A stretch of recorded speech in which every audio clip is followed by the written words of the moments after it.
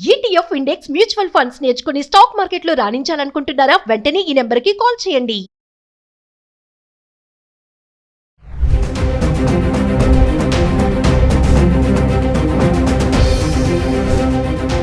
నమస్తే, welcome back to Suman TV. ప్రస్తుతం మనతో పాటు ఉన్నారు consumers affairs committee chairman Mandari Krishna Reddy garu. నమస్తే సార్. నమస్కారం అండి. సార్, కేరళ నర్స్ నిమిషప్రియది మనం మాట్లాడుకున్నాం. ఎట్టకేలకి ఉరిశిక్ష అయితే వాయిదా పడింది, కానీ శిక్ష మాత్రం తప్పదు, కొంచెం లేట్ అయినా సరే అని అంటున్నారు. మరి ఇప్పుడు ఇండియా కూడా రాబోతుంది నిమిషప్రియ, మరి కొద్ది గంటల్లో అంటున్నారు. కొన్ని న్యూసెస్ వస్తున్నాయి, ఆర్టికల్స్ వస్తున్నాయి. ఒక్కసారి మరి వాయిదా పడింది కదా సార్, మరి తర్వాత జరిగే కార్యక్రమాలు ఏంటి? మరి నిమిషప్రియ ఉరిశిక్ష వాయిదా పట్టం వరకు కరెక్ట్ అయిన విషయం, కానీ ఆవిడ ఈరోజు రాత్రి రేపో ఇండియాకు వస్తుందనే మాట మాత్రం కరెక్ట్ కాదు. దానికి ఇంతవరకు ఏ రకమైనటువంటి అథెంటిక్గా ఇన్ఫర్మేషన్ మన దగ్గర లేదు. కానీ ఒకటి మాత్రం నిజం ఏంటంటే, గతంలో భారత ప్రభుత్వం దీని మీద కీన్ అబ్జర్వ్ చేయలేదు, ఎక్కువగా శ్రద్ధ పెట్టలేదు, ఎక్కువగా మనసు పెట్టలేదు. మోడీ గారు ముఖ్యంగా పర్యటనలో ఉండడం, ఆయన విదేశీ పర్యటనలో ఉండడం వల్ల ఇక్కడెవరూ సరైన డెసిషన్ దాని మీద తీసుకోలేదు. కానీ ఒకసారి మోడీ గారు ఇండియాకు వచ్చిన తర్వాత బహుశా విదేశాంగ మంత్రి ఆయనతో మాట్లాడడం కానీ, దాని విషయంలో ఆయనకి వివరంగా చెప్పడం కానీ జరిగి ఉంటుంది. సరే, మన భారతదేశం సంబంధించిన ఒక స్త్రీ యెమెన్ లాంటి దేశం లోపల మరి ఉరిశిక్ష పడింది అంటే దానికి ఇంకొక కారణం కూడా ఉంది. యాక్చువల్గా ఏదో ఇంజెక్షన్ ఇస్తే ఆ ఇంజెక్షన్ వల్ల, మత్తు ఇంజెక్షన్ ఇవ్వడం వల్ల మత్తు ఎక్కువ చనిపోవడం వరకు బాగానే ఉంది, కానీ చనిపోయిన తర్వాత భయపడి ముక్కలు ముక్కలుగా నరికింది శరీరాన్ని. నిమిషప్రియలో ఇంకొక పార్ట్ దాని గురించి మనం వివరంగా చెప్పలేదు.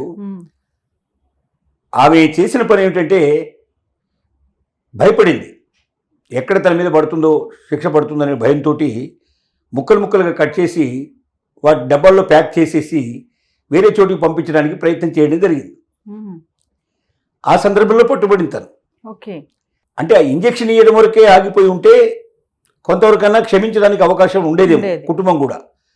కానీ బాడీ కూడా దొరకకుండా ముక్కల కింద మనకి పారేసరికల్లా ఏ కుటుంబం అయినా ఏమాలోచిస్తుంది?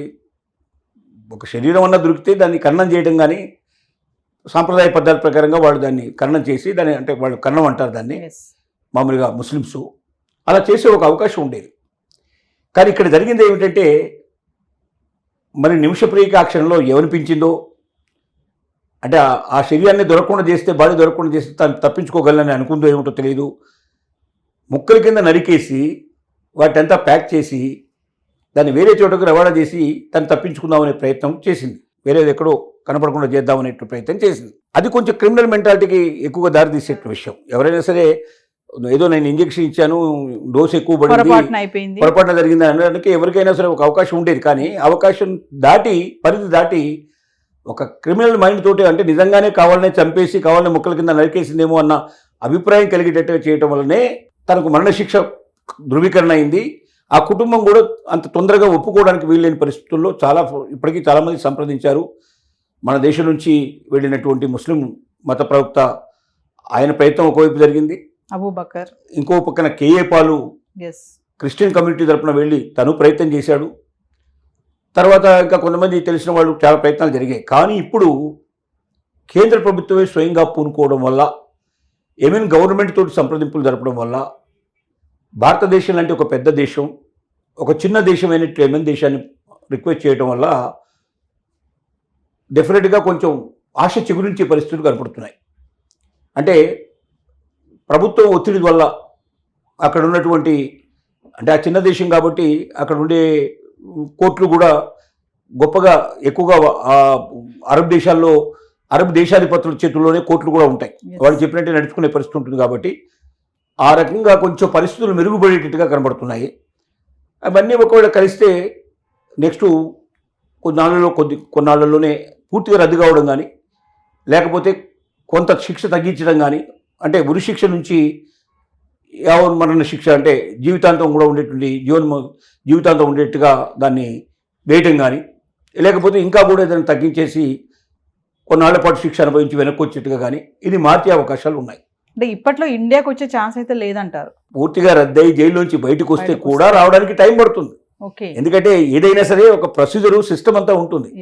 రాత్రి మనం ఏదో ఒక సోషల్ మీడియా వాళ్ళు తలిచినట్టుగా ఈ రాత్రి రమ్మంటే ఈ రాత్రి తెల్లారి వచ్చేట్టుగా ఉంది, తెల్లారేసరికి రాబోతుంది అన్నట్టుగా ఇవన్నీ ప్రచార ఆర్భాటాలే తప్ప వాస్తవికం కాదు. రావడానికి కొంత సమయం పడుతుంది.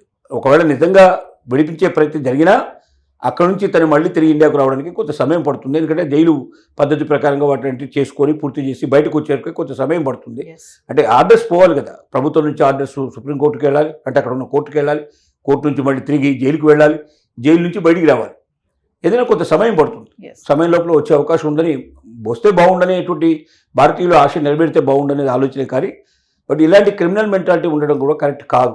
తప్పు జరిగితే, నేరం జరిగితే ఆ నేరాన్ని బయటవాడు కూడా విన్నప్పుడు అరే ఏవో పొరపాటు జరిగినట్టుందని అనుకునేటట్టు ఉండాలి. కానీ కావలసి ఒక బాడీని ముక్కలు ముక్కలుగా చేసేసి దాన్ని నుంచి తప్పించుకుందామని ప్రయత్నం చేయడం అంటే కావాలనే చంపి కావాలనే ముక్కలు చేసి ఒక ప్లాన్ ప్రకారమే చేసి ఉంటుందని భావన ప్రతి ఒక్కరికి కలిగేటట్టుగా జరిగింది ఇది.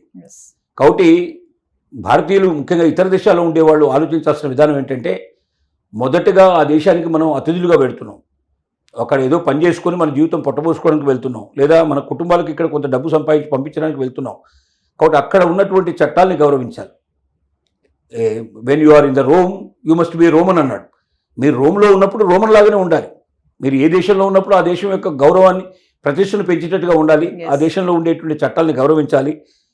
అక్కడ ఉన్నదానికి లోబడి మనం పనిచేసినట్టయితే మనకి ఏ రకమైన ఇబ్బందులు రాకుండా క్షేమంగా మనం బయటకు వచ్చే అవకాశాలు ఉన్నాయి. భారతదేశంలో ఉన్నంత స్వతంత్రం మిగతా దేశాల్లో లేదు. అక్కడ ఇష్టం వచ్చినట్టు చేయడానికి అవకాశం ఉండదు. మగవాళ్ళనైతే బహిరంగంగానే వాళ్ళని ఉరిదీస్తారు, బహిరంగానే వాళ్ళని చంపేస్తారు, రాళ్ళు పెట్టి కొట్టి చంపేటువంటి పరిస్థితులు కూడా ఉన్నాయి. చేతులు నరికే పరిస్థితులు ఉన్నాయి, కాళ్ళు నరికే పరిస్థితులు ఉన్నాయి. అంత భయంకరంగా ఉంటాయి వాళ్ళ శిక్షలు. కాబట్టి అది తెలుసుకోకుండా ఇంకో దేశానికి వెళ్ళి మన ఇష్టం వచ్చినట్టుగా మనం ప్రవర్తించే ప్రయత్నం చేయకూడదు. ప్రతి ఒక్క వ్యక్తి ఇతర దేశాలకు వెళ్ళినటువంటి ఎన్ఆర్ఐస్ ఎవరైతే ఉంటారో, నాన్ రెసిడెన్షియల్ ఇండియన్స్ ఎవరైతే ఉన్నారో, వారు ఏ దేశంలోకి వెళ్ళినా ఈ దేశం యొక్క ప్రతిష్టను పెంచేటట్టుగా ఉండాలి, ఆ దేశ చట్టాన్ని గౌరవించేటట్టుగా ఉండాలి. 1కి 10 సార్లు జాగ్రత్తగా ఉండాలి. ఒక దాంట్లోకి వెళ్లే ముందే ఇందులోకి వెళ్ళాలా అక్కర్లేదని ఆలోచించుకోవాలి తప్ప దాంట్లోకి వెళ్ళి అవతల వాడితో వ్యాపారం చేయడానికి సిద్ధపడి దాంట్లో దిగిన తర్వాత వాడు ఏ రకంగానైనా ప్రవర్తించే అవకాశాలు ఉంటాయి. ఎందుకంటే మన జుట్టు వాడి చేతికి ఇచ్చిన తర్వాత వాడు ఏ రకంగా వెళ్ళడానికి అవకాశాలు ఉంటాయి. ఇవన్నీ ముందుగానే ఆలోచించుకొని దిగాలి. దిగకుండా ముందుగా అంతా బాగుంటుందని కూడా వెళ్ళి దిగిన తర్వాత అక్కడ నాకు బాధలు వచ్చాయి, కష్టాలు వచ్చాయి కాబట్టి నేను ఏదో రకంగా తప్పించుకోవడానికి ప్రయత్నం చేస్తానంటే ఆ తప్పించుకునే ప్రయత్నంలో ఇంకా ఎక్కువగా దాంట్లోకి మనం నిండిపోయే అవకాశం ఉంది. దానివల్ల ఇంకా జీవితాంతం మనం బయటికి రాలేని పరిస్థితులు ఏర్పడతాయనేది గ్రహించాల్సిన అవసరం ఉంది. Thank you sir.